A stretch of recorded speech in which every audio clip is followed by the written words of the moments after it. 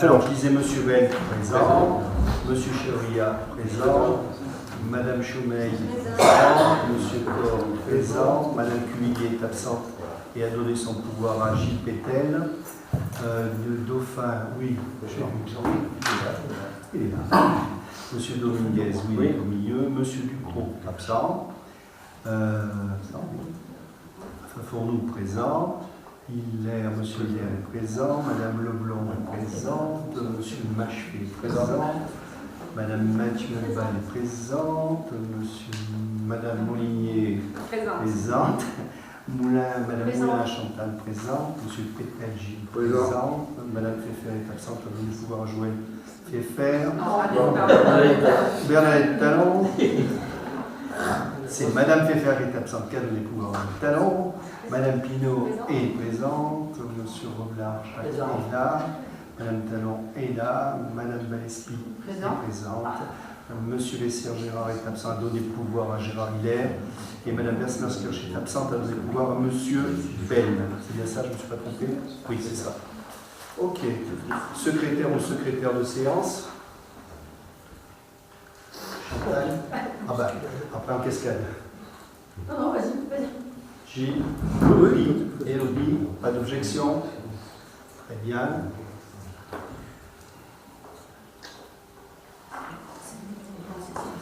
Ensuite, rapport du précédent conseil, y a-t-il des remarques, des mauvaises interprétations, des virgules pas leur place, des mots mal employés? Non. Adopté. Et nous allons commencer la séance par donc la salle Harmonia et l'attribution du marché de travaux. Bon, alors quelques mots avant, ça n'a pas été simple comme on voulait, bien sûr, mais on a quand même trouvé comme les entreprises qui devaient répondre à ce marché. Vous savez qu'aujourd'hui, dans le cadre des marchés publics, nous sommes en dématérialisé, donc c'est pas vraiment très très simple et ça formalise beaucoup de choses. Donc il ne faut pas s'écarter, il faut bien que les critères soient, disons, bien ciblés, bien fixés. Donc il ne faut pas en oublier là aussi. Et ensuite, quand on déclare, disons, un lot infructueux, on est obligé de reconsulter, mais on les reconsulte dans une démarche assez particulière, toujours à cause de la dématérialisation. Donc j'ai tenu à ce que monsieur le maître d'œuvre vienne, monsieur Boudet vienne nous expliquer un petit peu les lots, et puis les lots qui seront sortis de manière à les reconsulter, et disons, pour voir exactement, pour certains, un lot très important qu'on avait mis, mais on y reviendra dessus, c'est tout ce qui est la technicité, sonorisation, projecteur, tout ça, qui était quand même un lot assez élevé et qui n'était pas compatible peut-être avec ce que nous on souhaitait dans notre salle. Mais après, ça sera une discussion tous ensemble sur le sujet. Voilà, donc je vais laisser la parole à M. Boudet sur cette présentation de l'attribution du marché de travaux de la salle Harmonia. M. Boudet. Bonsoir, merci. Donc du coup, comme l'a dit M. Fafournou, on a différents lots pour la salle Harmonia et on avait des critères qui étaient basés sur une partie prix qui correspondait en gros à 45% de la note finale, et le reste de la note était sous forme, donc les 45%, vous le voyez, c'est la colonne grise, et la partie verte, c'est le détail de la note technique qui, elle, va correspondre aux 55 restants.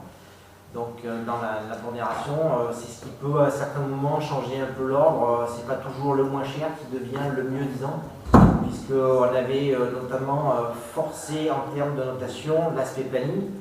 Vous pouvez l'agrandir un petit peu là,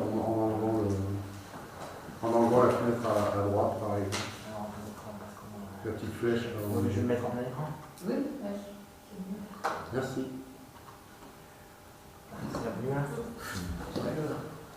Donc c'est pour ça que vous voyez la colonne planning où on a par exemple des 15 points qui sont assez importants dans la pondération et qui peuvent changer un peu la donne dans le classement.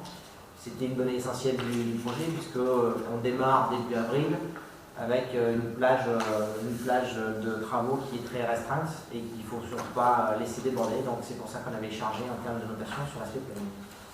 Donc pour le lot de désamiantage, vous allez trouver à chaque fois l'intitulé du lot en partie haute. De l'autre côté, vous trouvez le montant de l'estimation et après on retrouve le montant de la consultation. Ça, c'est les montants vérifiés, sachant qu'il y avait une première colonne qui correspond à l'acte d'engagement qu'ils ont répondu. Et après, on a quelques fois des montants qui sont un peu différents puisqu'il y a des erreurs de calcul dans ce qu'ils ont pu faire.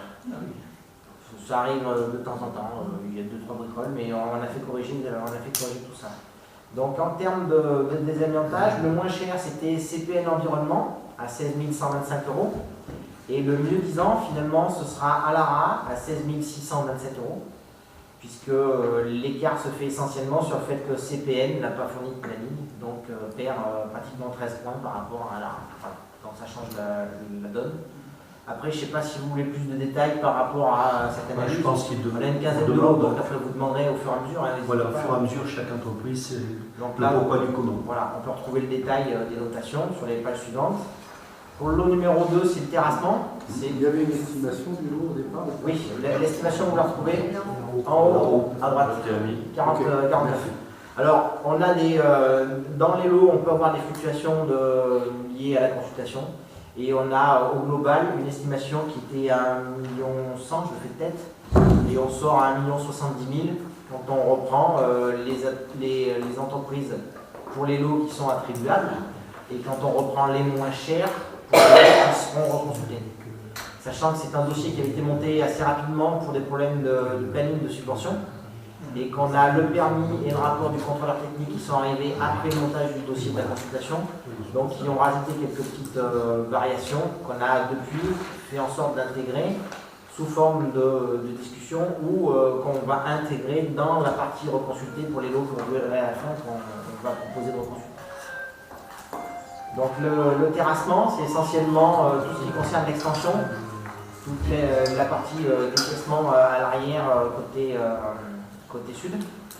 Donc le moins cher, c'est l'entreprise GATP, et c'est après analyse, c'est lui qui reste le mieux disant. Donc ça ne change rien en termes de classement. L'estimation était à 28 000 et là on est à 40 000. Là c'est essentiellement lié à des difficultés d'accès, puisqu'on est obligé de traverser la grange qui est vers la poste, de revenir et de terrasser toute la zone d'extension en travaillant à la petite cuillère un peu derrière les bâtiments et en ressortant par la grange. Donc là c'est une des explications de l'écart entre l'estimation et la réalité du chiffrage des entreprises. Sur le troisième lot, c'est toute la partie démolition gros œuvres. Donc là, une estimation à 149 000. On a l'entreprise la mieux disante qui est EGC qui sort à 180 000 € et qui était aussi la moins disante. Donc le reste, vous voyez, il n'y a pas de... Il y a quelques disparités dans les notations, mais c'est vraiment à la marge. Puisque là, on est sur des entreprises qui, elles, par contre, ont répondu sur le planning et ont même cherché à l'optimiser, donc elles gagnent des points. Dans les notes, on n'avait pas la note maximale quand on se contentait de répondre à ce qui était demandé.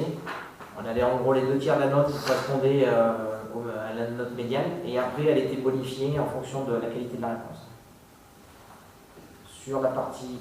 non, je suis reparti dans le sens, excusez-moi. La charpe en bois, estimation 153 000, et on a l'entreprise la mieux disante qui est Bodona à 127 000. On avait une différence de prix sur un des lots, je crois. Non, c'était Rossignol. Ah oui, c'est Rossignol, qui était à 123 000 et qui avait une erreur de calcul, et en fait c'est 132 000. Donc on a corrigé son offre par rapport aux vérifications. Et du coup, Rossignol était le moins cher sur l'acte d'engagement, mais avait une erreur de calcul, ce qui fait que c'est Bodona qui devient l'entreprise la mieux placée. Là, c'est pareil, on a quelques disparités, mais légères, il n'y a pas de pièce manquante de quoi que ce soit. Sachant que c'est un lot où, en plus, on avait dans la notation le label BTMC, Bois du territoire du Massif central, qui comptait beaucoup, parce que sans ce label, vous perdez des subventions. Donc il fallait être sûr que les entreprises titulaires du marché auraient le label pour ne pas se pénaliser sur les subventions. La partie couverture zinguerie, pour 74 000 d'estimation, et on sort avec le moins 10 ans qui est le mieux 10 ans à 76 400. Là pareil, il n'y a rien de particulier à signaler. On avait là aussi le label BTMC sur une partie du bois mis en œuvre sur le bois. C'est Sucher. En enduit de façade, 55 000 d'estimation, 55 000 de consultation, enduit plus qui n'est pas le moins cher, mais qui devient le mieux disant essentiellement pour des problèmes de planning et de mémoire technique sur la partie procédé d'exécution. par rapport aux moins chers qui sont entre 52 000 et 53 000. Ou on en a un qui oublie de mettre le planning, donc là il perd 5 places, rien qu'avec l'oubli du planning, parce que c'était tellement pondéré en termes de planning que ça pénalisait s'il manquait. Et que le deuxième ne renseigne pratiquement pas la partie procédé d'exécution. Voilà. Sur la partie menuiserie extérieure aluminium, estimation à 37 000. On a une entreprise qui répond à 40 000 genévriers, mais c'est un lot qu'on propose de ne pas attribuer, de reconsulter, notamment parce qu'on a des modifications liées au contrôleur technique. Donc comme les modifications au regard du lot sont assez importantes, on va en profiter pour tout mettre à jour techniquement et reconsulter. Et en plus, ils n'ont pas les labels, donc il faut relancer pour qu'on ait d'autres entreprises qui soient à même d'avoir les labels, puisqu'on est en menuiserie mixte, alu et bois. On est sur des menuiseries assez performantes, hein. On a à la fois des portes qui sont et acoustiques, et thermiques, et coupe-feu, issues de sécurité, et de secours, pardon, et c'est de la menuiserie mixte. Donc on a un capotage extérieur qui est en alu, et tout le reste de la menuiserie en bois. Ça nous permet d'aller chercher les subventions bois du territoire de Massif Central aussi. Sur la partie serrurerie acier, estimation à 48 000 €. Le moins 10 ans taillandier à 89 000 €. Ça aussi, c'est un lot qu'on va reconsulter. On va affiner quelques points sur les portes. Il y a eu des évolutions avec le contrôleur technique, donc on rajoute des portes en clair sur la partie contrôle technique. On a essayé de ne pas trop intervenir dans l'office et dans le secteur des loges, et le contrôleur nous impose de remettre à niveau pas mal de portes. Donc ça c'est pareil, ça va être reconsulté. On a l'entreprise Lascré qui avait répondu à 19 000 €, mais qui en fait, sur toute la partie chiffrage, n'a chiffré que les supportages, que les garde-corps, les choses comme ça, et a oublié tout l'aspect porte acier, notamment les portes, des rangements, les choses comme ça. Ce qui représente à peu près la moitié du lot, donc c'est pour ça qu'il disparaît après en termes de vérification, puisqu'on l'a sollicité, il ne pouvait pas maintenir son offre dans la mesure où il avait omis la moitié du DPGF.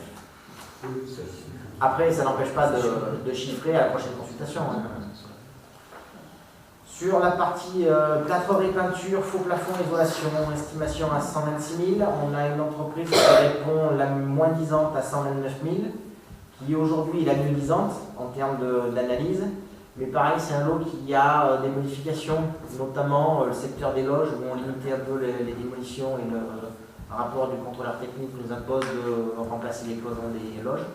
Donc comme les modifications sont conséquentes, on va reconsulter ce lot en intégrant ces doléances. Sur la partie carrelage faïence, estimation à 28 000, et ça sort avec CMG à 28 366. C'est le moins 10 ans qui est le mieux 10 ans. Pour la partie menuiserie intérieure bois, on avait une estimation à 97 000 € et on a la meilleure offre à 124 000 €. Là, ça reste aussi un lot avec de grosses modifications.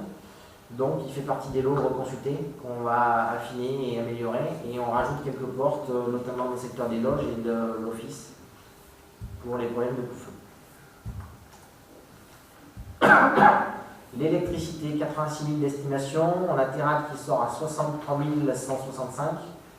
C'est le moins cher qui est le mieux disant.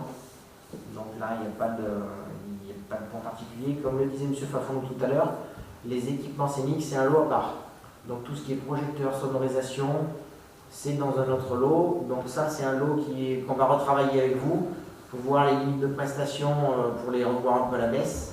On avait un équipement où on avait quand même consulté pour pas mal de choses en termes de projecteurs, d'animation sur la scène, de projecteurs de sono assez puissantes.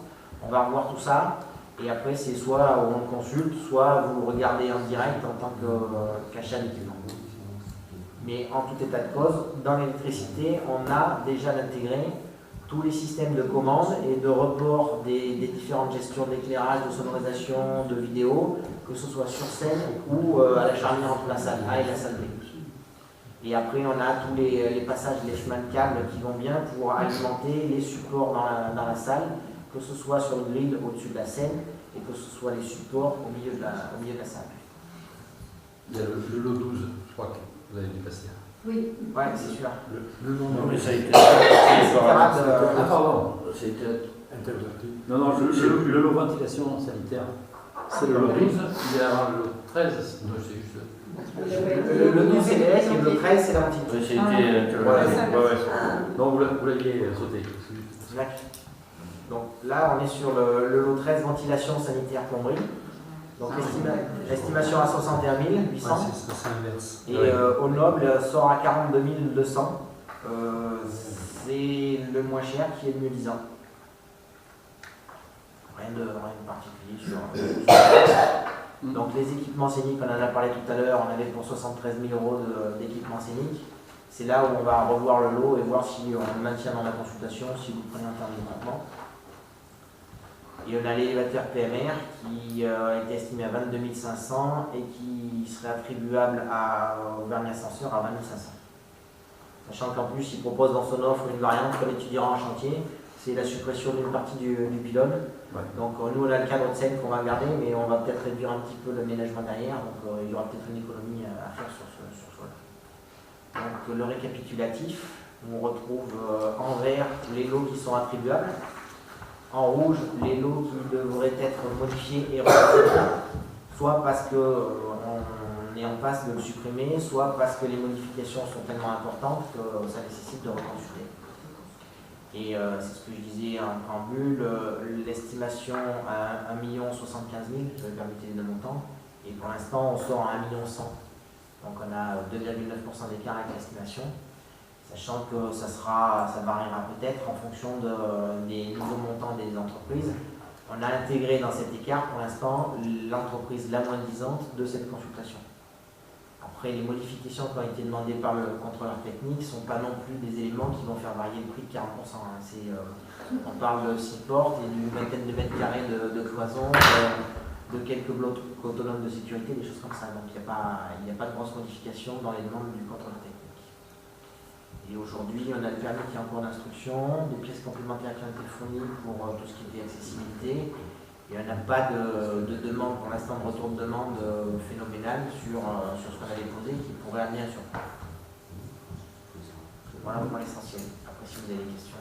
Alors, déjà avant de passer aux questions, quelques explications. Pourquoi on poursuit, que tout le marché n'est pas complet et que l'on va reconsulter. Ça nous permet d'attaquer, disons, plus les travaux comme il était prévu au mois d'avril, parce qu'il a fallu caser entre les associations, les demandes de salles, il faut caser tout ça. Donc à un moment, on a arrêté une date, cette date a été arrêtée pour le 1er avril, ou le 2 plus exactement. Donc il faut avancer. Ensuite, il y a les demandes de subventions et de dotations qui courent. Donc il faut qu'on les honore, sinon on va les perdre. Et ça, c'est dans le cadre du FIC. Donc il y a ça. Ensuite, il y aura d'autres demandes. Guy va certainement vous en parler, d'autres demandes que l'on fait dans la démarche. On continue de toute façon, qui ne sont pas et qui nous ramèneraient à, disons, une part communale peut-être un peu moins si on y avait. Alors j'y crois pas trop sur le volume, mais on peut avoir quelque chose. Puis des demandes, on s'aperçoit qu'il y a des demandes qui sont faites dans d'autres domaines, d'autres secteurs, c'est nouveau, donc on va les frapper à la porte et on va continuer notre démarche. Voilà pourquoi aujourd'hui on consultera en même temps et ça ne pénalise pas les travaux, confirmé par le maître d'œuvre. Sur les lots qui sont reconsultés, en rouge, vous voyez que c'est essentiellement du second œuvre. Donc c'est des lots qui vont intervenir en termes de travaux dans le mois de juin, on va dire. Donc il y a rien de pénalisant. Le plus important, j'allais dire, c'était qu'on ait un désamianteur, parce qu'il faut qu'on lance très rapidement, il faut qu'il y ait un marché assez rapidement pour qu'on puisse lancer le plan de retrait, puisqu'on a pour un mois et demi de plan de retrait, avant qu'il puisse intervenir pour déposer l'amiante. Donc pour intervenir début avril, l'idéal ce serait que mi-février, on soit en mesure de lui demander de faire son plan de retrait. Donc ça c'était le chemin critique. Et après on a ce qu'il faut pour attaquer tout ce qui est terrassement, démolition, charpente et gros œuvres. Donc désamiantage. Voilà, c'était le désamiantage de chemin critique. Le lot neuf, vous le reconsultez? Non. Si. C'était modifié? Si, parce que ah oui, c'est vrai. Les modifications sont non, mais d'accord. On consulter plutôt que d'essayer de négocier. Bien, je suppose que vous avez des questions. Pas énormément de questions, mais une remarque. En fait, sur le lot menuiserie, en fait, il y a seulement 2 entreprises qui ont répondu. Ça motive aussi la volonté de reconsulter, pour qu'on ait plus de monde. Ouais. Mais c'est dû peut-être à la qualité en fait, des menuiseries qui ont été C'est choisies. la technicité Ouais, des menuiseries qui matière. fait qu'on n'a pas beaucoup d'entreprises qui sont à la fois compétentes sur la menuiserie mixte et qui ont le label. Le label aussi, il y a du frais. C'est le label qui pose aussi des. Oui, mais apparemment, elle les avait pas. Et ben, là, ils ne les avaient pas, mais je pense que c'est pour ça qu'il y en a un paquet qui n'ont pas répondu. Et du coup, on a travaillé justement avec la société qui labellise pour qu'elle démarche un peu plus d'entreprises, puisqu'on en a beaucoup, notamment en Charpente, qui se sont engagés à obtenir le label, mais qui aujourd'hui n'ont pas le label. Donc c'est tout ça que. Il faut longtemps pour obtenir un label comme ça. À partir du moment où il dépôt, c'est bon. Mais il faut qu'ils soient engagés dans les Apparemment, sur les subventions, l'engagement suffit. Ouais. Et dans le délai imparti, ils ont le temps de se mettre à jour. Ça a été balayé avec l'organisme qui labellise et avec les organismes qui octroient les subventions. Globalement, l'ensemble des entreprises qui ont répondu sont de la région ou disons pas trop loin, quoi. Elles sont relativement locales. Après, on a quelques-unes sur les menuiseries extérieures, on avait ou dans la Haute-Loire ou dans la Loire. Mais le reste, c'est quand même des entreprises qui ne sont pas très loin, qui ont l'habitude de travailler dans ces secteur. Non, mais c'est au niveau local, la Loire, c'est local. Non, mais ça reste régional. Qu'on soit très vigilant parce qu'aujourd'hui on le voit bien et on l'a vécu dans d'autres domaines, c'est que les entreprises en prennent et puis après. Alors c'est pour ça qu'on a été quand même exigeant sur le calendrier et que le calendrier est un des critères pour justement qu'une entreprise ou un artisan ne bloque pas celle qui arrive en amont parce que le problème il est là. S'il y en a un qui prend du retard, tout le monde va prendre du retard. Alors, qu'on soit bien et qu'il n'y ait pas de méprise sur le. Quand on dit de retard, effectivement, ça va durer plus d'1 an, ça ne faut pas se faire d'illusions. Mais je pense que le problème aujourd'hui, c'est les dotations et les subventions et qu'on puisse arriver à bon escient par rapport à ce dossier dans le cadre de notre autofinancement.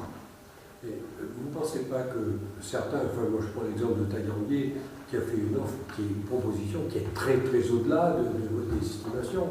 Est-ce que ce n'est pas forcément une manœuvre pour dire ça m'intéresse mais je ne peux pas le faire dans les délais? Ça peut être ça. Délibérément. Ça peut être ça, mais ça peut être aussi nous qui nous sommes trompés dans l'estimation un peu. Oui.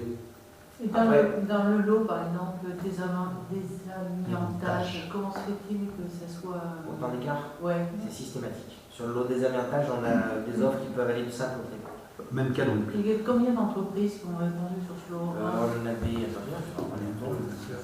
Alors là, j'attire votre attention sur le désamiantage. Je crois que vous en avez, ils ont touché un mot. Il y a quelques années, avec le PF-SMAF, on avait commencé à faire du désamiantage. Et on s'est aperçu que sur le plan local, il y avait des entreprises du coin qui le faisaient. Je vais exagérer, viens chez moi, t'enlèves les machins et tu pars avec. Aujourd'hui, c'est totalement fini tout ça. Il faut absolument que ça soit bien cadré, bien régi, et c'est le cas. Et ce sont des entreprises qui aujourd'hui ont mon client sur rue. Et moi, dans la consultation, on a vu justement celles qui étaient employées par le PF-SMAF pour justement avoir des règles bien précises dans le cadre du fonctionnement et de la récolte. Parce qu'il y a quelques entreprises aujourd'hui, pour des particuliers, qui font les sacs comme il se doit, qui viennent ramasser cet amiante et puis qui vont vous le vider dans quelques coins et qui ne sont pas enterrés. Donc on a consulté celle qui l'entreprise était... à Lara est connue sur. Ouais. Parce qu'il faut faire attention aussi aux entreprises qui vont sous-traiter à d'autres sous-traitants, un autre sous-traitant avec de la main-d'œuvre qui va arriver de l'autre côté des Balkans. Officiellement, c'est eux qui ont le marché. Là, globalement, on est des entreprises qui sont pressenties. Il n'y a pas de vilain petit canard, si je puis dire, Ouais, tant en termes oui, d'entreprises bancales sur les délais ou d'entreprises qui ont l'habitude de mal faire leur travail. On avait 2-3 entreprises qui avaient répondu, dont on se méfiait, mais en termes de prix, ils sont suffisamment loin pour ne pas être dangereux.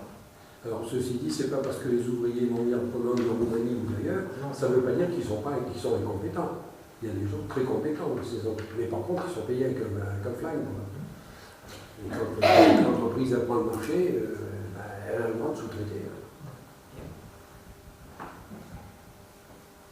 D'autres interrogations, d'autres questions?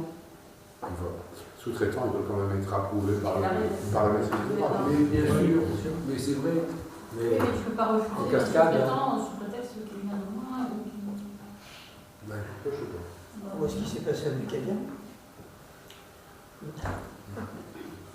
Oui, mais c'était l'autre époque, ça. Oui. Tu parles d'un préhistoire aussi. Bien. Donc, pas d'autres questions, pas d'autres interrogations. Moi, ce que je vais vous proposer, je vais d'abord vous remercier, M. Boulet. Ce que je vais vous proposer, c'est dans un premier temps d'approuver l'attribution des marchés aux entreprises qui ont été précédemment citées, dans un premier temps. Deuxième temps, d'approuver le lancement d'une nouvelle consultation pour les lots déclarés infructueux et bien sûr de m'autoriser à signer les marchés afférents. Est-ce qu'il y a des abstentions? Est-ce qu'il y a des contre? Adopté. Merci. Vous récupérez votre clé, je crois. Bien, donc question numéro 2 au Conseil, travaux d'éclairage public, quel est des pommiers, des figuiers, rapporteur Monsieur Hilaire. Oui, les travaux de réfection de voirie et d'enfouissement des eaux usées ou des pluviales, allées des pommiers et allées des figuiers ont commencé. Et le siècle nous a prévenu que l'éclairage public, il fallait le refaire parce que les gaines étaient à même le sol. Non, il n'y avait pas de gaine. Le câble était à même le sol, il n'y avait pas de gaine. Donc, ça nécessite de refaire tout le gainage de l'éclairage public. Donc, dans ce cadre-là, le siècle a réalisé un avant-projet auquel la commune est adhérente. L'estimation des dépenses s'élève à 17 000 € hors taxe. Et donc, comme d'habitude, conformément aux décisions prises par son comité, le siècle peut prendre en charge la réalisation de ces travaux en les finançant à 50% de montant hors taxe et en demandant à la commune un fonds de concours égal à 50%, auquel s'ajoute le montant de l'écotaxe, soit 8 500,72 €. Donc là, c'est une première étude, une pré-étude. Donc ce fonds de concours sera revu en fin de travaux, pourra être réajusté selon le montant des dépenses. Donc, je ne pense pas qu'il y ait de grosses différences en général, ça convient à peu près aux premières études. Donc 8 500,72 € à la charge de la commune, sachant que comme d'habitude, le montant de TVA sera récupéré par le siècle via le FCTVA. Tu fais attention qu'il y ait des gaines. Qui c'est qui les a fait ce travail? Ah, ça c'est C'est un promoteur qui a eu quelques soucis, quelques... Oui, mais enfin, il devait y avoir quelqu'un qui le surveillait aussi. Alors, il faut savoir... À l'époque, je pense qu'ils enfouissent encore ça avec des câbles. Ils enfouissent les câbles sans gaine. Mais attention, ce n'est pas les mêmes câbles. Hein. Parce que le problème, on a eu en direction du chemin de Saint-Allier, on a eu une coupure. Donc on a été obligé de reprendre 3 longueurs sur les candélabres pour pouvoir, parce qu'il y avait un problème d'éclairage public. Il y avait un amorçage, parce que le câble a été fait, et puis comme c'était des câbles qui n'ont pas... C'est comme les Bergater. Hein. Les Bergater il y a 40 ans, les Bergater aujourd'hui, c'est pas les mêmes. Donc, on parlait pas. Voilà, donc le SIEG a décidé d'entreprendre ces travaux comme on ouvrait la chaussée. Il y a quand même un filet de protection par-dessus. Ah ben là, normalement, il n'y avait rien aussi. Mais maintenant, il sera... Ça s'engaine, sans filet, sans rien. Et il y a même la glaise. Et il y a même la glaise. Qui est dessus, qui était dessus directement. Il n'y avait pas de, comment on appelle ça, de sable. Mais Jacques, c'était des artistes qui travaillaient sans filet.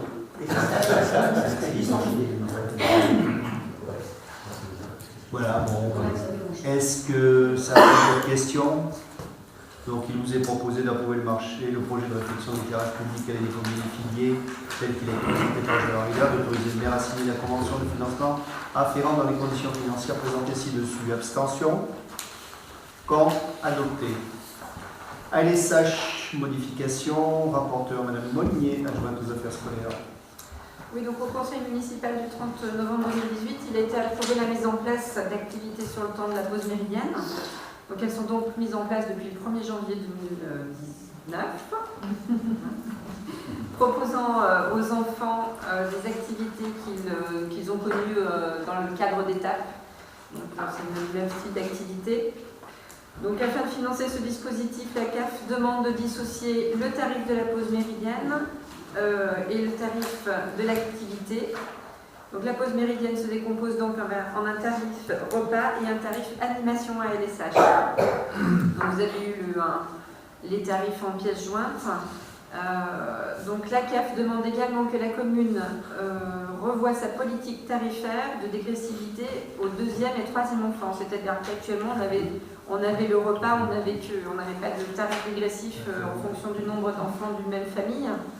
Et donc cette dégressivité ne s'appliquait que sur certains quotients familiaux et il est donc nécessaire d'élargir cela à toutes les familles. Voilà. Il faut que ça réussisse. Donc je vous relis pas les tarifs, hein, vous voyez ça en pièce jointe, la dégressivité. Je suppose que vous voulez qu'on vous les lise, non? Bon. Il y a des questions par rapport à ces tarifs? Les écarts et les différences, je ne pense pas que ça interpelle. Donc, il vous est demandé d'approuver la modification des tarifs qui vous sont présentés sur le document que vous avez lu avec attention. Y a-t-il des abstentions? Y a-t-il des contre? Adopté. Alors, avec les comme la commission d'évaluation des charges transférées appelée la CLED. Donc, a pour rôle d'assurer pour un EPCI et pour ses communes membres la neutralité budgétaire du passage à la taxe professionnelle unique et des transferts de compétences entre communes et intercommunalités, ayant opté pour la fiscalité professionnelle unique, ce qu'on appelle le FPU. Bien que n'initialise pas les attributions de compensation, tâche qui revient aux exécutifs locaux, conseils communautaires et municipaux, la CLED contribue à garantir l'équité financière entre les communes et la communauté de communes en apportant transparence et neutralité des données financières. Oui. Oui. Mais si. Le Code général des impôts et le Code général des collectivités territoriales donnent des éléments de définition et de fonctionnement d'évaluation des charges. Les textes qui laissent de la latitude concernant la mise en place des CLED et leurs organisations. Donc il faut savoir que depuis le 1er janvier 2017, la Commission doit remettre son rapport évaluant le coût net des charges transférées aux communes. Et avant, ça se décidait, mais il n'y avait pas de rapport. Les communes disposent désormais d'un délai de 3 mois, à partir donc du 1er février, à compter de la transmission du rapport au conseil municipal par le président de la commission pour approuver ce rapport. Rapport que vous avez lu et que vous avez lu aussi avec attention. Bien sûr, pour éviter toutes les situations de blocage, ce qui pourrait arriver dans des communes qui ne soient pas forcément d'accord dans le cadre de la CLED, la loi de finances pour 2017 prévoit que si le rapport de la CLED n'est pas transmis au conseil municipal ou à défaut de leur approbation du dit rapport, le préfet est désormais compétent pour déterminer le coût des charges transférées. Concernant les dépenses non liées à un équipement, la loi a prévu qu'elles seraient évaluées après la moyenne des dépenses figurant dans les comptes administratifs de la collectivité à l'origine du transfert.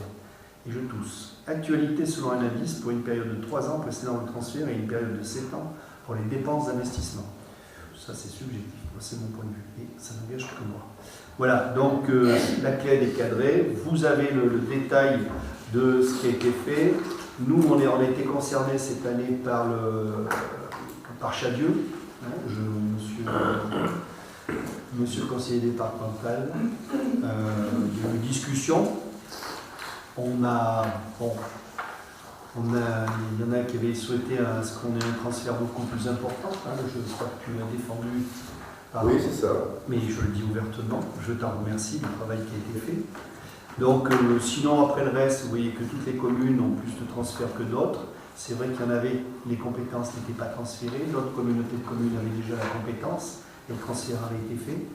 Donc tout ça, c'est en détail. Je suppose que vous ne voulez pas que je vous le détaille page par page, ligne par ligne, la condition, comment elle se passe. Mais il peut y avoir des questions. Voilà, sinon, quoi vous dire plus bien détaillé, chaque tableau comparatif des atterrissages, les vacances, les communes qui sont aussi détaillées, les centres où sont reçus qui sont aussi détaillés, le budget qui est alloué, la masse salariale que ça représente et le reste à charge qui est réparti en fonction des communes. Voilà. Est-ce que ça appelle d'autres questions?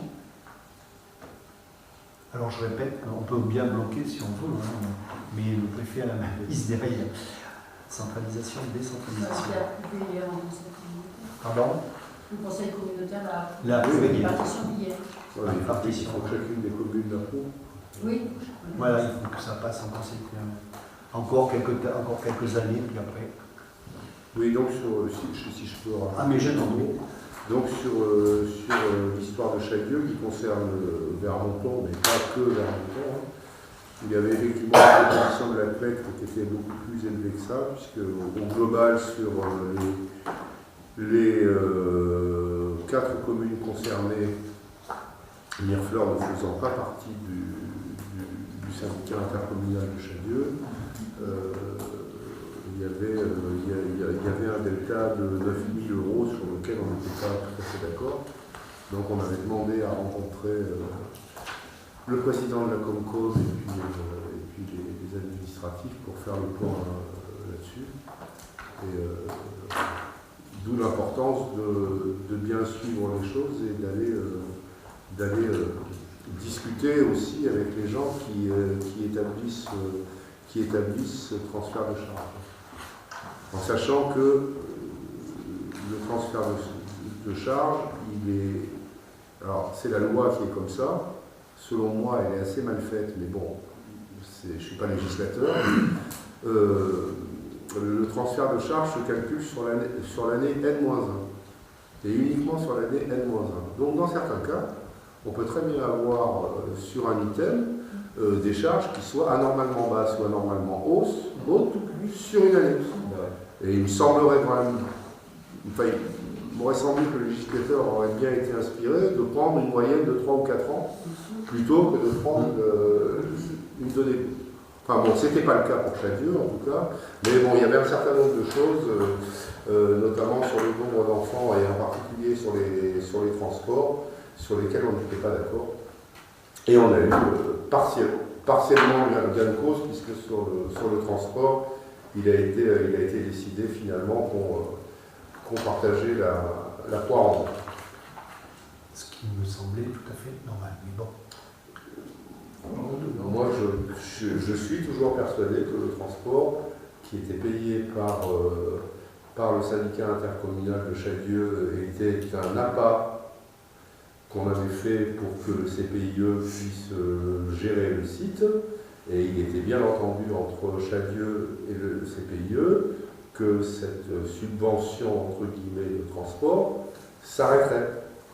Donc c'était pas lié directement à la LSH. Mais effectivement, comme la loi dit, on prend cette année-là et puis on n'en prend pas une autre, bon, très bien quoi. Enfin, on a quand même réussi à négocier et à couper la poire. Voilà. D'autres, par rapport aux détails, d'autres questions, non? Bien, je vais soumettre au vote et demander d'approuver le rapport laquelle du 7 novembre au 4 décembre 2018. Y a-t-il des abstentions? Y a-t-il des contre? Adopté. Merci. Alors, Monsieur Corr, la DSIL et le reste. Oui, je t'en prie, vas-y. Ouverture anticipée de crédit exercice 2019. Ah oui. L'article L1612-1 du Code général des collectivités territoriales dispose que, dans le cas où le budget d'une collectivité territoriale n'a pas été adopté avant le 1er janvier de l'exercice auquel il s'applique, l'exécutif de la collectivité territoriale est en droit, jusqu'à l'adoption de ce budget, de mettre en recouvrement les recettes et d'engager, de liquider et de mandater les dépenses de la section de fonctionnement dans la limite de celles inscrites au budget de l'année précédente. Il est en droit de mandater les dépenses afférentes au remboursement au capital des annuités de la dette étant à échéance avant le vote du budget. En outre, jusqu'à l'adoption du budget et jusqu'au 15 avril, L'exécutif de la collectivité territoriale peut, sur autorisation de l'organe délibérant, engager, liquider et mandater les dépenses d'investissement dans la limite du quart des crédits ouverts au budget de l'exercice précédent, non compris les crédits afférents au remboursement de la dette. L'autorisation mentionnée à l'alinéa ci-dessus précise le montant et l'affectation des crédits. L'autorisation mentionnée précise le montant de l'affectation des crédits. Les crédits correspondants sont alors inscrits au budget lors de son adoption. Nous avions donc sur 2018, au BP 2018, ouvert des crédits d'investissement pour un montant de 1 619 969 € et 33 centimes sur les chapitres 20, 21 et 23. Donc, ce qui nous autorise à demander l'ouverture des crédits de 25% des crédits donc, de 2018, au chapitre 20 pour 4 425, donc ce qui nous ferait une ouverture anticipée de 4 400, on arrondit. Au chapitre 21, les 25%, 112 492 74 centimes, ce qui nous ferait arrondi à 112 000 €. Et au chapitre 23, 288 074,60 €, ce qui nous ferait donc un arrondi de 288 000 €. Ce qui nous fait une ouverture totale, une ouverture anticipée de crédit d'investissement 2019 pour 404 400 €. Voilà. Est-ce que l'explication vous convient? Est-ce que vous avez besoin d'autres explications?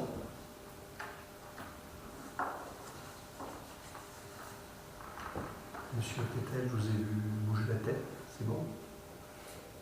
Non, mais j'aurais eu crédit encore. Non, c'est bon. Très bien. Donc, s'il n'y a pas de questions, je soumets au vote de permettre à Monsieur le maire d'engager liquidité et mandater les dépenses d'investissement dans la limite du quart des crédits ouverts au budget de l'exercice précédent, non compris les crédits afférents au remboursement de la dette avant l'adoption du budget primitif de 2019 qui devra intervenir avant le 15 avril 2019 conformément au tableau ci-dessus. Y a-t-il des abstentions? Y a-t-il des contre? Adopté. Travaux salariales, demande de subvention DSIL 2019. J'avais sauté une page. Voilà, donc on recommence. En 2016, le gouvernement a créé une dotation exceptionnelle de soutien aux opérations d'investissement du bloc communal. Depuis 2018, elle est reliée aux finalités du grand plan d'investissement, GPI. À ce titre, au moins 33% de l'enveloppe devra être consacrée au financement des opérations qui s'inscriront dans la transition écologique, la réduction de l'empreinte énergétique des bâtiments publics et le soutien au développement de solutions de transport innovantes et répondant aux besoins du territoire. En ce qui concerne la rénovation de la salle Harmonia, une subvention au titre de la dotation de soutien à l'investissement local, DSIL, a été sollicitée auprès de la préfecture du Puy-de-Dôme par délibération du 27 avril 2018, mais refusée par la préfecture faute de crédit. Il est proposé de réaliser une nouvelle demande au titre de la DSIL 2019. Alors, bon, bien sûr, on n'a pas fait comme ça pour se faire plaisir. On a pris contact avec la préfecture pour savoir effectivement si vous pouvez déposer une nouvelle demande, même si on attaquait les travaux. Donc, il en était quand même d'accord à un accord qui a été passé. C'est pas dit qu'on aura les crédits en 2019 dans sa totalité, mais je ne désespère pas qu'on en ait quand même un petit peu. Voilà. Donc, qu'ils ne demandent pas à rien, donc on va faire cette demande. De plus, le Conseil régional propose deux dispositifs. L'appel à projet, développer et promouvoir la construction en bois local, qui permet le financement de projets faisant appel à du bois BTLC, bois des territoires du Massif central. C'est le cas du projet de la salle Harmonia, la libellisation ayant été inscrite dans les dossiers de consultation des lots concernés. Comme ça, on n'avait pas fait la délibération, c'est pour ça qu'on la propose ce soir. Et puis, le Conseil régional nous indique également de déposer un dossier sur l'enveloppe bonus bourg-centre. Où là également, on pourrait obtenir des dotations, enfin des subventions. Pardon. Ce Ce qui nous amène donc à un financement de la Salle-Harmonia actuellement, donc en dépenses prévisionnelles hors taxes. Honoraires et maîtres de maîtrise d'œuvre, 105 920 000 euros. Études acoustiques, 2 940 euros. Contrôle technique et SPS, 7 004,75 euros. Études de sol, 1 649 euros. Et travaux, 1 016 245 euros et 45 centimes. Le total, 1 133 759 euros et 20 centimes. Ces sommes, surtout en travaux, peuvent moduler, hein, puisque tous les travaux, tous les appels d'offres ne sont pas finalisés. Hein, donc, ça peut évoluer. En plus, recettes prévisionnelles. Donc, le conseil départemental, le FIC, 229 539 euros. Ça, c'est une dotation, une subvention qui est actée. Hein. L'État, DETR, 150 000 euros également actés. Europe Fédère, 152 293, ça c'est en cours. Donc 152 293 euros. La DSIL 2019, donc on l'a mise à 50 000 euros parce qu'on a été obligé d'équilibrer avec la région, bonus pour centre. La région appelle à projet donc 23 164,66 euros. Ça, c'est le bois financé par la région, pur. Et la région bonus Bourg-Centre, 200 000 euros. Ce qui nous fait un reste d'autofinancement pour la commune de 328 762 euros et 54 centimes. Alors attention, hein. On les a pas. On les a pas. On les demande, mais on les a pas. On les demande, mais on les a pas. Mais bon, on se fait un planning pour transmettre les dossiers. Voilà, tu sais bon, à l'heure actuelle, bon, la DETR, ce qu'on aura un peu, c'est du FEDER sur les 152 000 euros. Un peu de gestion. Mais la région pour 23 164 sur le bois. Et puis après, bon, la région bonus Bourg-Centre à 200 000 euros, là, on nous a laissé pour 30 ans, il y aurait tout n'est pas consommé. C'est ce que je dis à chaque fois. Ce qui se dit à chaque fois, tout n'est pas consommé. On va essayer de faire pousser pour que ça aille de l'autre côté.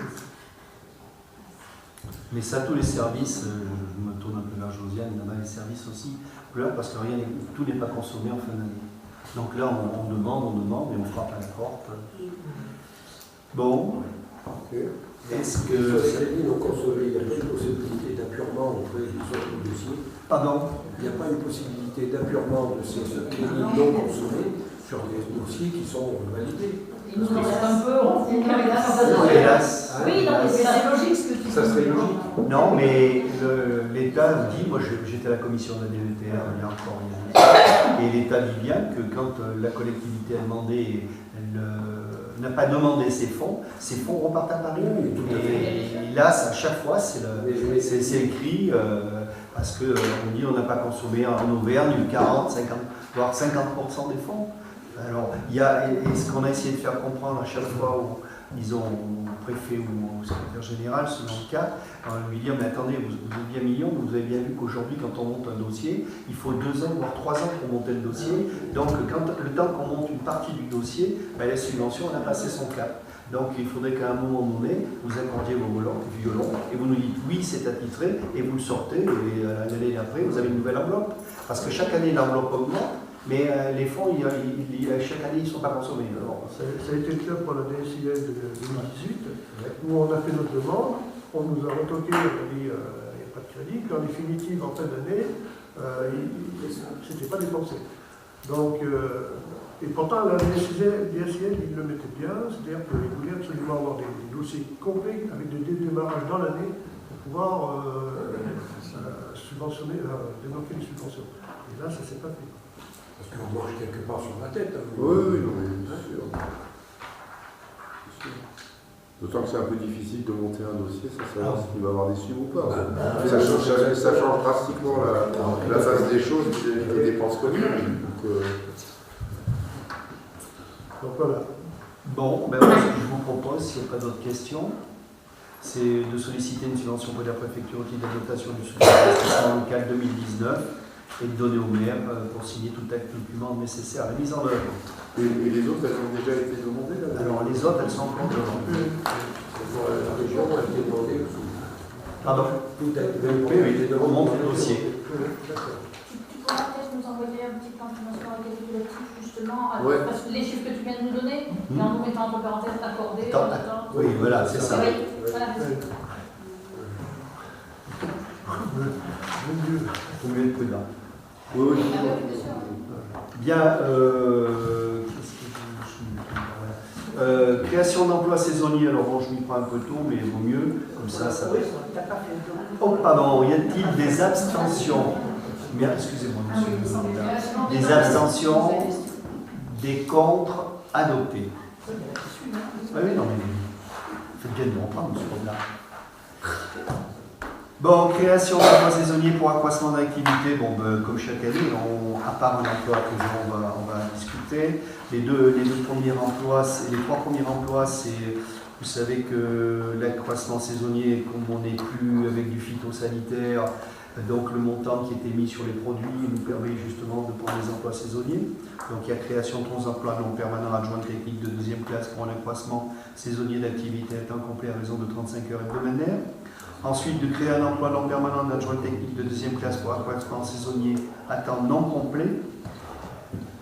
Et de fixer la rémunération sur la base de la grille indiciaire relevant d'un grade d'adjoint technique de deuxième classe, et bien entendu que les dépenses correspondantes sont imputées sur les crédits prévus à cet effet. Alors, ça serait, dans un premier temps, du 1er mai au 30 juin et du 1er au 30 septembre, un emploi saisonnier à temps complet afin de renforcer les équipes pour assurer le plan de désherbage dans le cadre de la réduction de l'utilisation des produits phytosanitaires, chambre d'entretien des espaces publics niveau 3, puisqu'on a fait la demande pour être au niveau 3.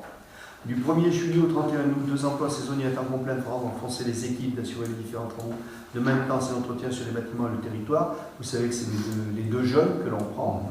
Hein, c'est ces fameux 2 jeunes qui viennent pendant les périodes de vacances. Et par contre, un emploi saisonnier à temps non complet afin de renforcer les équipes de restauration scolaire au regard des effectifs d'élèves très conséquents.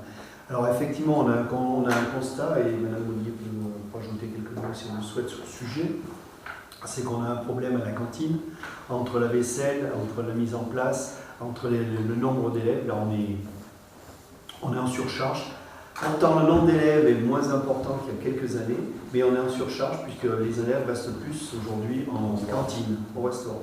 Donc, il y a un mouvement très important, et entre faire la plonge, le service et tout, ça, en plus, on a une dame qui a un problème médical, donc on a employé pendant quelque temps un jeune homme qui faisait la vaisselle, et donc on va essayer de créer cet emploi saisonnier. Hein, est-ce que je dois ajouter? Voilà, donc c'est pour un accroissement d'activité au niveau restaurant scolaire et disons un problème de santé par rapport à un employé qui c'est inquiétant parce que si ça va jusque-là, peut-être qu'on sera obligé de trouver un emploi, je ne sais pas comment ça va se passer, adapté à son travail. Elle ne pourra plus, disons, soulever les paniers. On va modifier, c'est pareil, alors vous voyez, c'est des petits trucs comme ça, un passage, on va modifier l'étape d'accès pour pouvoir mettre les paniers de lavage à hauteur, qu'il y ait très peu de manipulation, mais ça ne changera rien au problème. Voilà, donc ce qui vous est proposé, on s'y prend suffisamment tôt pour que les services puissent déclencher les emplois au moment opportun. Y a-t-il des interrogations par rapport à ça? Alors je répète, de créer 3 emplois non permanents, d'adjoint technique deuxième classe pour un accroissement saisonnier d'activité à temps complet à raison de 35 heures hebdomadaires, de créer un emploi non permanent d'adjoint technique deuxième classe pour un accroissement saisonnier d'activité à temps non complet, et de fixer la rémunération sur la grille indiciaire relevant du grade d'adjoint technique deuxième classe, étant entendu que les dépenses correspondantes sont imputées sur les crédits prévus à cet effet au budget. Y a-t-il des abstentions? Y a-t-il des contre? Adopté. Madame Moulin, commune pilote collecte des déchets alimentaires. Et oui, je vais vous reparler à nouveau de collecte des déchets, mais cette fois-ci, il s'agit de répondre à la loi de transition énergétique avec une petite avance pour la commune de Vermont, parce qu'à l'horizon de 2023, le tri à la source des biodéchets sera obligatoire pour tous les particuliers, comme il l'est depuis 2016 pour les gros producteurs, et là j'entends plus de 10 tonnes par an. C'est le cas de gros établissements qui accueillent du public et qui font la restauration collective. Donc cette loi de transition énergétique nous impose d'aller vers la généralisation de ce tri à la source pour tous les producteurs, et nous sommes, nous, chacun dans notre cuisine et dans notre jardin, des producteurs de biodéchets. C'est d'autant plus important que ces biodéchets représentent près du tiers des ordures ménagères. Donc l'enjeu est véritablement important, à la fois pour nous, pour chacun d'entre nous, mais aussi pour l'environnement et la préservation de l'environnement. Alors plus récemment, et qui va dans ce sens-là, la feuille de route pour l'économie circulaire renforce ce dispositif et entend faciliter le déploiement du tri à la source pour toutes les collectivités, mais aussi pour la valorisation de tous les biodéchets. Donc, vous le savez, sur le dispositif Vernéa, là, qui est à Beaulieu, il y a, on entend bien, l'incinérateur, parce que là on le voit de loin, mais il y a aussi une collecte de biodéchets pour le composteur, mais aussi pour le méthaniseur. Et donc, le syndicat du Bois de l'Aumône, comme la plupart des syndicats, mais si d'autres veulent attendre 2023, ça les regarde, il se trouve que Clermont-Ferrand et les communes adhérentes au syndicat du Bois de l'Aumône ont décidé de ne pas attendre le dernier moment et la date fatidique de décembre 2023 pour s'y lancer. Donc, depuis 2016, on va parler du syndicat du Bois de l'Aumône, parce que sur Clermont, chacun sait un peu que c'est en cours et que le déploiement continue. Pour pouvoir entrer dans cette réglementation, donc, on a retenu la commune de Vermonton et des Marteaux de Verne, je parle de Vermonton, pour être pilote sur 2019, c'est-à-dire anticiper ce qui va être notre obligation en 2023. Cette expérimentation, elle va durer 1 an. Elle permettra d'évaluer les performances économiques et techniques de ce nouveau service. C'est évident qu'il faut regarder aussi quel sera le coût, mais aussi sa performance. Et si on parle de collecte des biodéchets sur le territoire, sur ces territoires des Martres de Verne et Vermonton, bien entendu, ça ira aussi avec le déploiement du compostage individuel et collectif. Aujourd'hui, on peut acquérir à prix coûtant et largement subventionné auprès du Valtom, mais le SBA fait intermédiaire, des composteurs individuels. Ça, c'est assez facile, et je pense que la plupart des gens qui ont un jardin, ils ont aussi au fond du jardin 1 voire 2 composteurs, parce que ça permet de laisser reposer un pour un objectif le deuxième. Mais c'est très très important qu'on fasse aussi diminuer le poids des déchets, parce que économiquement aussi, alors j'ai parlé d'environnement, hein, mais là il se trouve que économiquement aussi l'enjeu est important.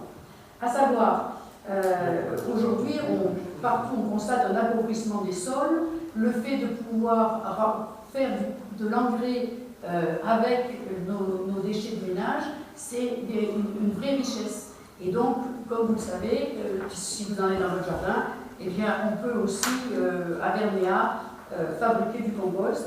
Ça, c'est pour la haute qualité des biodéchets et c'est pour ceux qui sont très bien triés. Parce qu'il est évident que si on met dans un composteur un petit peu tout et n'importe quoi, on n'a pas une qualité de compost et ça ne pourra pas retourner dans les sols pour les anoblir. Il se trouve que ici, sur le département, avec le Valtom, le choix a été fait aussi d'alimenter le méthaniseur et à terme, je vous parle d'un futur qui est un petit peu moins proche, à terme ce méthaniseur pourra proposer du gaz, fabriquer du méthane qui fera rouler les camions. Donc vous voyez un peu, sur le plan économie, on est dans une boucle vertueuse. Aujourd'hui ça s'appelle de l'économie circulaire. Il est temps qu'on la découvre, qu'on découvre ce mode d'économie, parce que c'est bon pour tout le monde, encore une fois, pour notre porte-monnaie, parce que ça, on ne l'oublie jamais, mais c'est bon aussi pour la planète. Donc voilà, ce que l'on souhaite, c'est expérimenter sur Vermonton. Et pourquoi c'est une bonne chose pour nous qu'on expérimente ici? C'est d'abord, on gagne 3 ans. Parce que si on sort de nos poubelles, moi j'ai ces petits schémas, si vous voulez, je pourrais vous les faire passer, parce que je viens de les trouver sur le Baltom, qui parlent bien et qui donnent comme quantité de déchets organiques 21% de la poubelle, 44 kg par habitant et par an. Et finalement, c'est ce qu'on produit tous un peu. Si on le sort de notre poubelle de déchets utiles, poubelle verte, vous connaissez le tarif de la poubelle verte par rapport à la poubelle de recyclable, eh bien c'est pour ça aussi d'économiser dans notre petit porte-monnaie. Dernière mauvaise nouvelle, mais bonne nouvelle si on se lance dans l'expérimentation, c'est que l'État vient d'augmenter la TGAP, la taxe sur les activités polluantes. L'incinération et l'enfouissement des ordures ménagères, c'est une activité polluante. Donc l'augmentation de la TGAP va aussi peser sur le coût du traitement des ordures ménagères. Si on les sort, si on sort les biodéchets, donc les déchets organiques de nos poubelles, donc de l'incinérateur pour nous et de l'enfouissement pour d'autres qui vont en enfouissement, c'est aussi toujours ça de bénéfice. Donc voilà, pour toutes ces raisons-là, c'est important qu'on y aille, mais ce qui peut être très, très sympa, c'est que nous on soit pionniers. Le fait d'être pionnier, eh bien, ça va nous permettre d'avoir un suivi, bien entendu, beaucoup plus précis. En plus, pour nous, le coût il est nul, puisque c'est le SBA qui va prendre en charge non seulement l'implantation, mais qui va prendre en charge aussi le suivi. Et ça, c'est important parce qu'on ne va pas non plus y passer du temps. Alors, l'implantation de quoi? Dans cette expérimentation, il a été décidé d'installer des points d'apport collectifs, alors évidemment avec des dispositifs ultra étanches, pour que les gens puissent, avec un bioseau, aller verser dans ces containers. On va aussi proposer, et là, suite à des réunions de quartier, des composteurs collectifs. Il y en a à Mirefleurs, il y en a à Pérignès-Allier, il y en a sur un tas de communes, et ça marche très très bien. À Volvic, ils ont choisi de mettre des poules collectifs ou collectifs. Elles ont un peu croisé des renards, des poules, j'en sais rien. Ça se passe pas si bien. Mais de ce fait-là, parce que c'était pas assez âgé, assez protégé. Nous, on aurait plutôt choisi ici de faire du compostage collectif. Et bien entendu, on pourra lancer une campagne, une nouvelle campagne pour des composteurs individuels, pour que les gens savent. Alors après, c'est mon dada à moi perso. C'est aussi la possibilité peut-être d'acquérir des lombriques composteurs. Je vous en parlerai si vous voulez venir chez moi, avec les personnes qui ont trouvé ça très moche, mais très efficace. Et inodore. Et complètement inodore. Easy. Voilà. Donc, voilà. Donc c'était pour vous dire qu'il y aura un accompagnement très proche. Et c'est un peu notre chance, parce qu'on ne va pas se lancer comme ça tout seul. Donc voilà, ce qu'on vous propose, c'est ouvert de vous faire voter. Alors avant de vous proposer, il y a certainement des questions. Oui, oui. Moi, il y avait une question que j'ai posée puisque j'ai assisté aux réunions, c'était l'expérimentation, s'il y avait un problème, qu'elle ne soit pas, disons, d'autorité implantée et qu'on puisse revoir toute l'implantation, qu'on puisse revoir aussi, si vraiment il y a un problème, de l'interrompre de manière à ce qu'on n'ait pas, parce qu'on sait très bien que les containers, ils ne vont pas pouvoir aller n'importe où. Et c'est là toute la difficulté, aussi bien pour la collecte que pour les... Et je sais que j'avais la même question, et tu l'as très bien dit. Moi, l'étanche, j'y crois pas trop, mais j'espère qu'ils seront quand même assez étanches, parce que c'est le problème de l'été pour les odeurs, et Jean-Jacques pourrait nous dire. Alors, c'était mes deux questions, mais c'est vrai qu'après l'expérimentation, à mon avis, on a cette chance de pouvoir essayer quelque chose. Ça commence en expérimentation, oui. Par rapport à la collecte, on prévoit deux collectes l'été et l'hiver, en gros. Mais il est évident que comme par semaine, oui, sur le biodéchet. Mais il est évident que dans la mesure où on a l'expérimentation, ça va être suivi de très très près.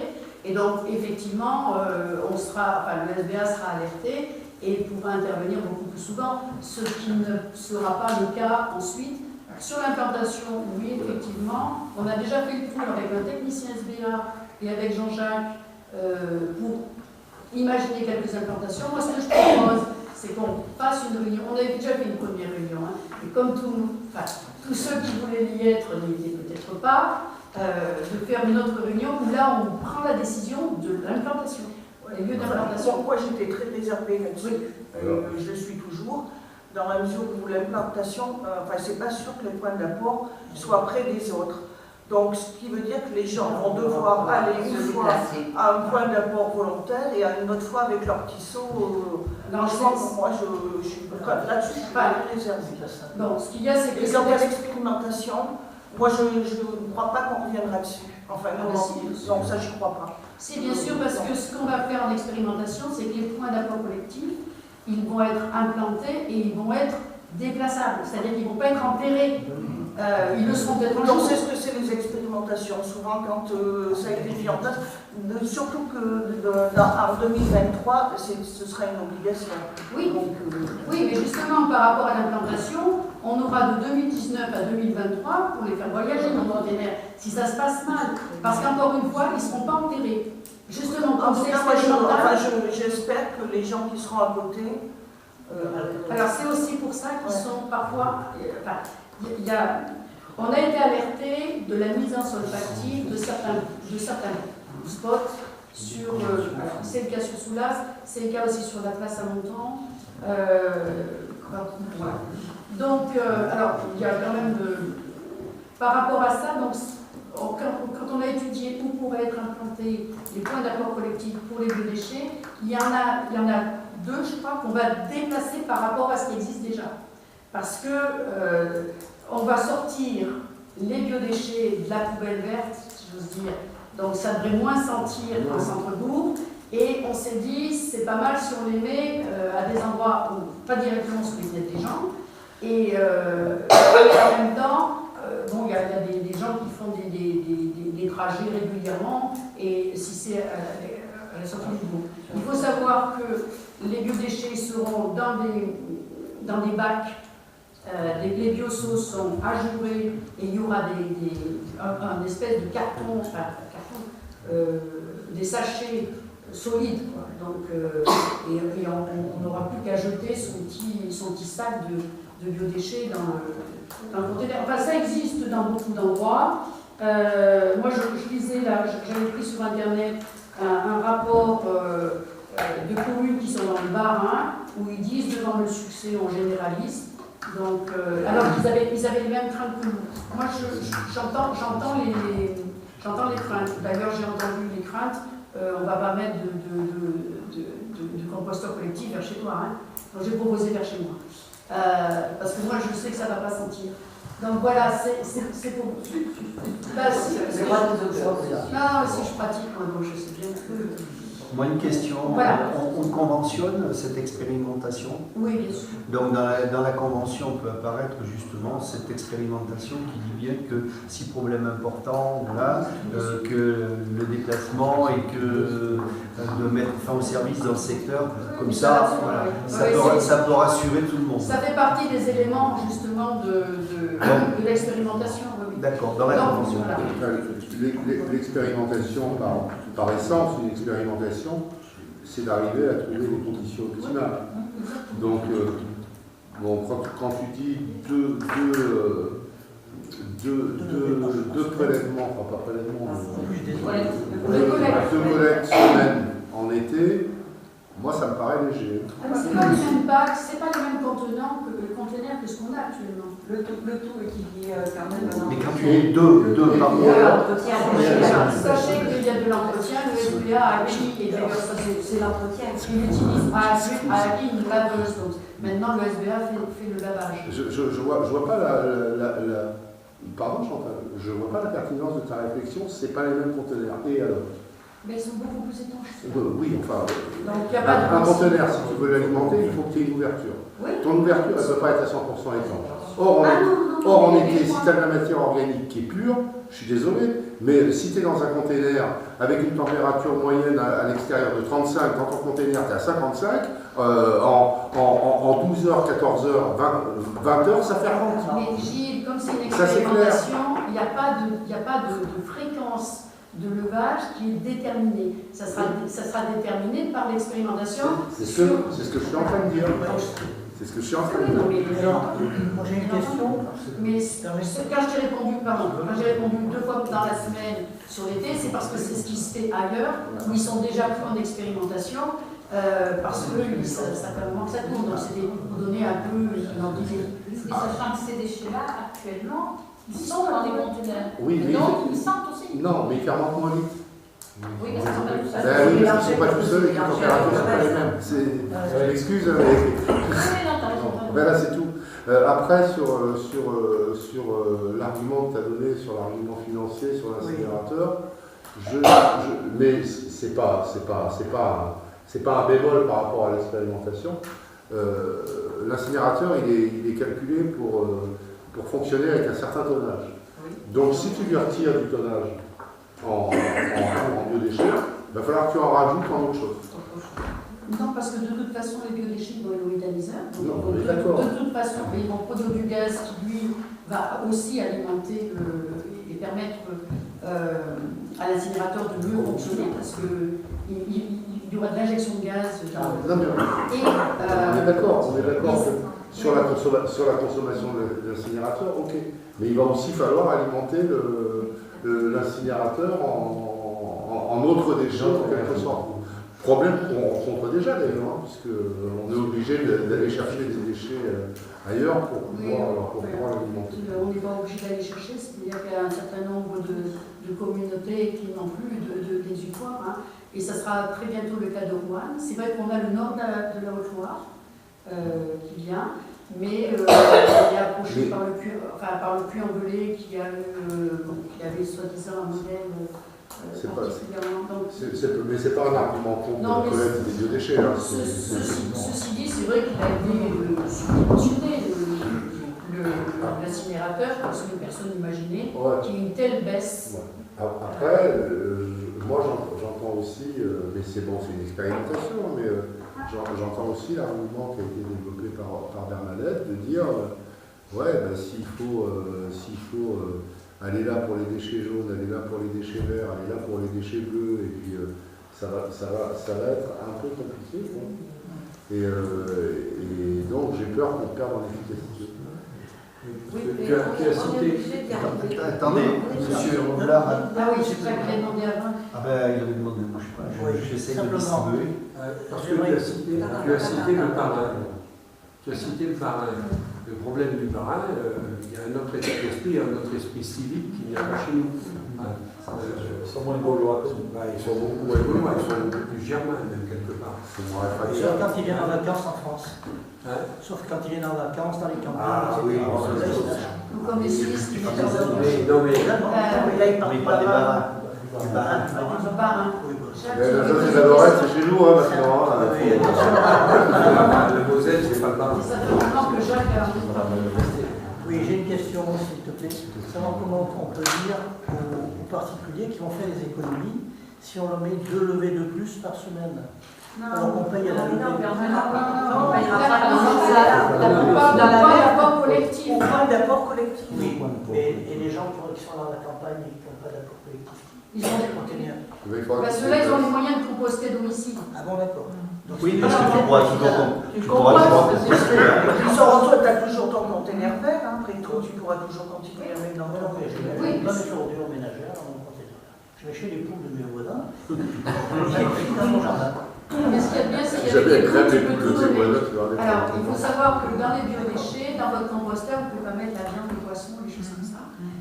Par contre, dans ces points d'apport collectif, même si vous avez un composteur dans le fond du jardin, vous pourrez y apporter, je ne sais pas, vous faites un vrai gros repas bien gardé. Vous ne mettrez pas la poubelle verte et ce jour-là, vous pouvez effectivement vous déplacer pour aller. Ben, je crains quand même que ça va attirer quand même pas mal les rats.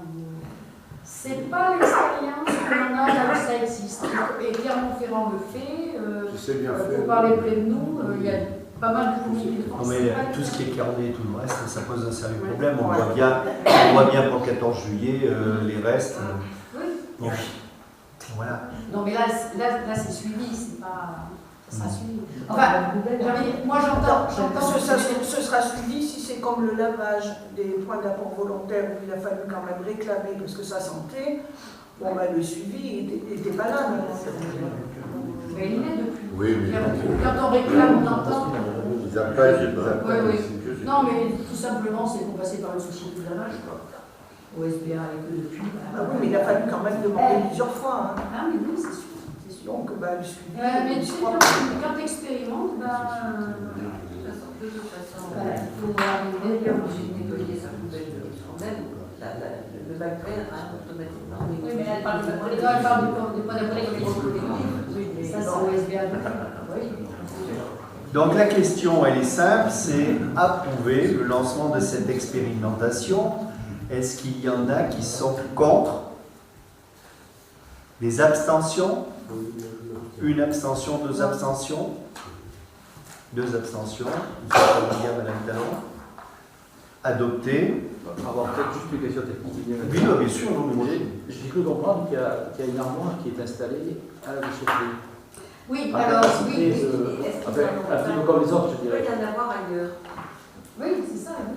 C'est le lieu des armoires. Eh ben, il va falloir qu'on en discute. C'est-à-dire qu'avec Jean-Jacques et des techniciens SBA, on a fait un peu le tour pour. Voilà, on a fait un peu une présélection de points. Ce qu'on souhaite, c'est faire une réunion avec tous ceux qui le souhaitent, enfin, d'entre vous, pour valider ces points-là. Et ensuite, on fera une réunion publique pour en parler, présenter le projet, présenter les points. Et c'est pour ça qu'on a installé un aussi à la DGTI pour que tout le monde y ait accès, y compris, voilà. Non, mais moi je ne vais pas aller de Soudas, je ne vais pas aller Non. pour amener mon. Non, mais. Moi, tout ce que je peux dire, pour information complémentaire, pour avoir assisté à des réunions de travail sur le sujet, avec l'autre commune qui est en expérimentation, on a tous la même question, on a tous les mêmes interrogations. Effectivement, la question que pose Mme Talon, de Jacques et où, on a les mêmes questions, les odeurs, ce que ça va entraîner et tout. Donc, moi je crois que le fait que ça soit une expérimentation, c'est une bonne chose, et que dans cette expérimentation, il y ait une convention, et qu'on puisse réagir en fonction de la convention. Comme ça, on se garantit, disons, d'un problème. Ensuite, le 1er décembre 2018, on avait délibéré, le conseil municipal a décidé d'instaurer un nouveau régime indemnitaire tenant compte des fonctions de suggestion, d'expertise et d'engagement professionnel qui s'appelait le RIF 7. Ce régime indemnitaire est notamment octroyé aux emplois des techniciens territoriaux. Or, ce cadre d'emploi n'est pas. Or, il y a un cadre d'emploi qui n'est pas éligible au RIF 7. C'est le technicien d'emploi territoriaux. Nous en avons un dans nos effectifs, donc il ne peut pas prétendre à cette indemnité par intermédiaire du RIF 7. Que dit la loi? Selon son éligibilité et ses conditions à l'apparition des textes complémentaires, le décret de 2018-11-19 du 10 décembre 2018 vient de préciser que l'adhésion au RIF 7 de ce cadre d'emploi est reportée au plus tard au 1er janvier 2020. Dans l'attente, les agents continuent à percevoir les primes d'indemnité qui leur sont applicables, c'est-à-dire que cet agent ne perdra pas son indemnité, mais il retrouvera celle qu'il avait par le passé. Compte tenu de cette disposition, la délibération visée en référence apparaît entachée d'illégalité, et je vous demande de bien vouloir inviter le conseil municipal à modifier en tenant compte de l'observation ci-dessus. Cette demande vaut recours gracieux dans le cadre de la jurisprudence du Conseil d'État, 18 avril 1986, commissaire de la République d'Ille-et-Vilaine. Je vous rappelle, en application de l'article L231-4 du Code des relations entre le public et l'administration, le silence gardé pendant 2 mois à la suite de la réception de ce courrier vaut rejet implicite de ma demande. Donc le préfet dit vous faites, mais si vous ne le faites pas, moi je m'en occupe. Donc je suppose que par rapport à cette information, puisque on s'est supprimé cette délibération qui engage un agent dans nos effectifs. Donc en gros, l'État fait des conneries. Hein, oui, donc, voilà. Et en plus, il vote quelque chose, mais il ne vote pas les décrets. Ok. Bien ça. Bon, pardon. Voilà. Monsieur, ça m'a fait rire surtout. Et qu'est-ce que la particulier cette catégorie technicien Alors je peux expliquer, moi. Enfin, je pense que si c'est le RIFSEP, il s'applique aussi aux fonctionnaires État. Et les techniciens, notamment moi, donc le technicien en développement durable, nos primes sont en fait, on nous verse en 2019 les primes relatives au travail qu'on a fait en 2018. Ce qui veut dire que pour nous appliquer le RIFSEP, qui lui s'appliquerait à l'année précise, les syndicats disent ok, mais il va falloir nous payer cette année qui risque de disparaître ici. Et donc l'État dit oh, on ne sait pas quoi faire. Et donc chaque fois on pousse, voilà, tous les corps, les autres corps sont passés au RIFSEP, sauf les techniciens, parce qu'il y a cette histoire qui venait d'autrefois, on avait les honoraires qui étaient calculés sur les travaux qui avaient été faits, l'argent qui rentrait des collectivités. Donc c'est ça, c'est que le jour où on va le supprimer, en tout cas, on passera au RIFSEP pour l'État, c'est-à-dire que l'État va devoir payer en fait 2 années en une seule. Mais il passe après parce qu'il est en retard sur quelques heures supplémentaires dans quelques catégories, je peux savoir. C'est des monuments accessoires.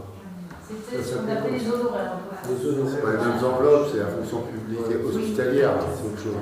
Oui, c'est encore autre chose. D'accord. Arrêté 1972 portant nomination des membres de commission de contrôle chargée de la régularité des listes électorales dans les communes de l'arrondissement de Clermont-Ferrand. La préfète du Puy-de-Dôme, Chevalier Bras. Arrêté, article 1, sont désignés pour 3 ans. Sont désignés pour 3 ans. C'est assez... Il y a des élections en 2020, semble-t-il, mais bon. Sont désignés pour 3 ans membres des commissions de contrôle chargées de la régularité des listes électorales les personnes dont les noms figurent sur les tableaux annexés 6 après. Article 2, la secrétaire générale de la préfecture et les maires des communes concernées sont chargés à chacun, en ce qui le concerne, de l'exécution du présent arrêté, qui sera publié au recueil des actes administratifs de la préfecture du Puy-de-Dôme. Donc, je vais citer nos éléments membres qui ont été élus à cette commission. Donc à Bermonton, M. Jacques Revelard, Nadine Cuvillier-Claude et Chantal Moulin en tant que titulaires, suppléant Gérard Riller, Daniel Machelet et Nadine Valespi, en titulaire Jacqueline Chaumeil, Pierre Chabria, en suppléant Serge Berle, Nelly Versterskirch. Donc vous allez avoir un arrêté, j'ai reçu l'arrêté de M. le préfet, vous êtes bien là pour donc, les listes électorales. La dernière fois ça a été fait.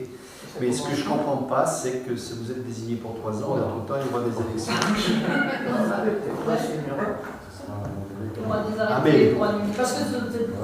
Mais il y aura un nouveau classement. Ah, c'est par classement. Donc il y aura un nouveau classement. Ah ben ça y est, 1er janvier 2019. Donc on vous appellera pour réviser les listes électorales. Est-ce que c'est forcément juste Oui, ben, on rappelle pas. Si, on l'a bien dit. Si, je me suis je te comprends. Voilà, questions, c'était des questions et informations diverses. Y a-t-il des questions diverses? Moi, je voudrais faire une petite remarque. Je vous en prie, madame. Ce petit carton. Non, mais bouge pas, je me déplace. La galanterie, vous pouvez le faire. Ce petit carton était dans les colis des aînés. Ça m'a beaucoup surpris et ça m'a fait drôle. Votre CE. Et oui, votre CE. Ah oui, c'est aussi. Oui. Alors là, je pense qu'il y a une lacune à quelque part. Pour moi, je dirais pourquoi il y a eu ça. Mais là, c'est à faire attention lorsque vous commandez les colis. Si vous voulez imiter, et oui, c'est que l'entreprise qui vous a fait les colis, ils mettent les cartons comme ça. Seulement, il y a quand même un certain nombre qui ne sont pas dans les comités d'établissement, ni comités d'entreprise. Donc le CE, votre CE vous présente ses meilleurs vœux pour la nouvelle année. Chez nous, c'est pas le CE. Non, mais c'est pas le CE. Faites-y attention, lorsque vous commandez quelque chose concernant une entreprise, faites-y très attention. Moi, j'ai eu des gens qui vont leur faire un petit courrier. Ça va être un courrier de remontrance, parce que là, attention. Non, mais moi je pense que ça doit être automatique. Et bien oui, mais c'est pour ça. Ouais, non, mais ça doit pas être. Oui, ça c'est ne vrai. doit pas être automatique dans la fabrique, disons, dans l'entreprise. fait partie de la Vous avez pas vérifié les colis. À vérifier. Ouais, oui, il faut qu'on fasse remonter l'info. Oui, oui. Donc, j'imagine qu'on ne doit pas être les seuls à réagir et donc ils fassent gaffe pour l'année prochaine. Ils modifient leur fonctionnement. Donc maintenant, encore une petite remarque. Vous allez dire, ça c'est Madame Chauvel. Je vous l'ai dit le jour. Mais comme vous l'avez pensé plus fort, C'est un conseil ou un conseil? Là, on est en questions diverses. Le 13, le jour du repas, il y a eu la remise du bouquet pour Madame Mouly. Voilà. Et il y a une petite chose qui m'a beaucoup choquée, mais ça c'est un truc éclaircissement. Monsieur Ducrot a dit qu'il y avait eu une commission, et une bonne commission, qui avait décidé d'attribuer à une personne aînée. Non, c'est une réflexion. Oui. C'est simple, c'est la doyenne. Mais oui, eh ben oui. Mais disons qu'il ne faut pas dire qu'il y a une commission, parce que moi, la sur le ton de l'humour qu'il a dit, je pense qu'il a dit ça. parce qu'il n'y a pas une commission, c'est comme aussi qu'il nous dit bonjour, mais enfin ça c'est pas grave. C'est sur ton humeur. C'est sur le tour du monde. Non, mais je n'ai pas compris. Monsieur Ducrot ne dit plus bonjour. Ah, moi je ne sais pas. Ah ben, il ne nous dit plus bonjour. Ah bon? Est-ce qu'il nous dit au revoir? Il nous dit au revoir.